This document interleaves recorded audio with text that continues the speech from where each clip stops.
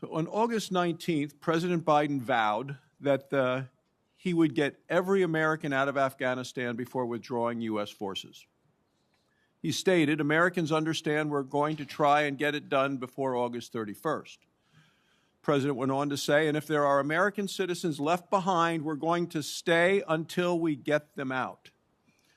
This Saturday, I attended the funeral services and memorial service for the life of Riley McCullum, one of 13 of those soldiers. He was a U.S. Marine. 1,000 people turned out in Wyoming to honor his life, a life he gave at the airport in Kabul, I'm talking to you. Would you please pay attention? I'm listening, Senator. I'm looking at my notes on this very issue. And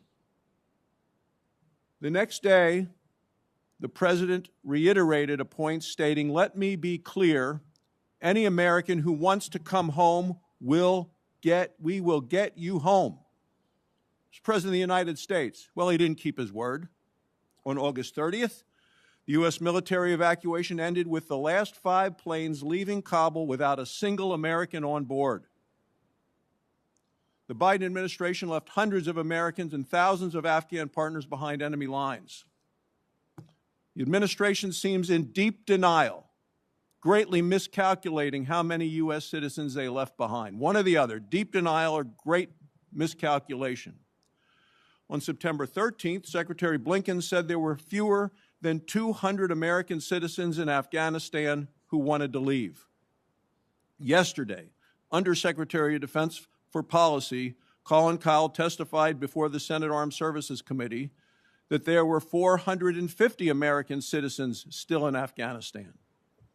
He said 196 Americans were ready to leave Afghanistan. He also stated that since September 1st, the U.S. government has helped facilitate the departure of 234 U.S. citizens and 144 law permanent residents. I think today you testified to a different number. It's been almost 2 months since the U.S. withdrew from Afghanistan. There are still American citizens trying to get home, to get to safety, still behind enemy lines. With no U.S. presence on the ground, what mechanism are you using to ensure the safe evacuation of Americans that the Biden administration left behind in Afghanistan? Senator Barrasso, we're working every day to try to bring out the Americans who wish to depart. We're working with a couple of airline companies that are willing to go into the Kabul airport to bring people out on chartered aircraft. There's not normal commercial aircraft service right now at the Kabul airport. We have some flights that we expect to go this week to bring out several dozen Americans. Several dozen. When do you believe all Americans who want to leave Afghanistan will be evacuated?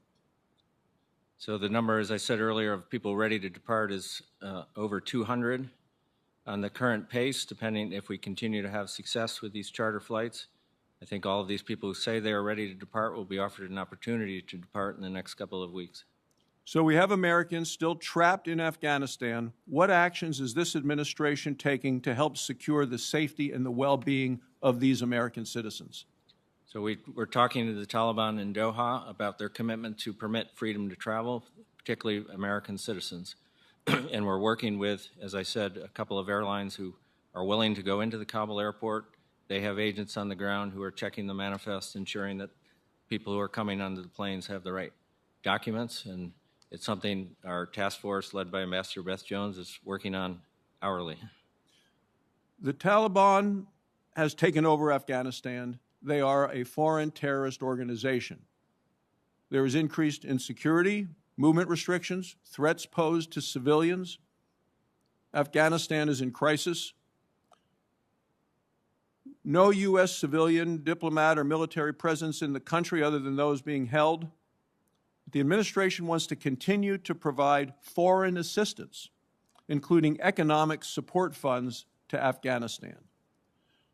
During his testimony before the House Subcommittee on National Security, the Special Inspector General for Afghanistan Reconstruction stated, quote, "A reduced U.S. civilian and military presence in Afghanistan among a deteriorating security environment could create new challenges for conducting effective oversight of U.S.-funded grants, programs, and contracts for reconstruction work. So the question is, given the fact that there is now no U.S. diplomatic or military presence in Afghanistan, is there any way to ensure U.S. taxpayer resources will be used appropriately and actually go to the intended recipients? Senator, the primary assistance we're providing in Afghanistan is humanitarian assistance through non-governmental organizations, UN agencies like the World Food Program. All of these organizations have long experience working in challenging environments where there's been civil war. So we have confidence in that system, but if we see anomalies or money seeping off to the Taliban, we will stop the programs. We have a statutory provision you've given us that says no funding to the Taliban. Thank you, Mr. Chairman. Thank you. Before I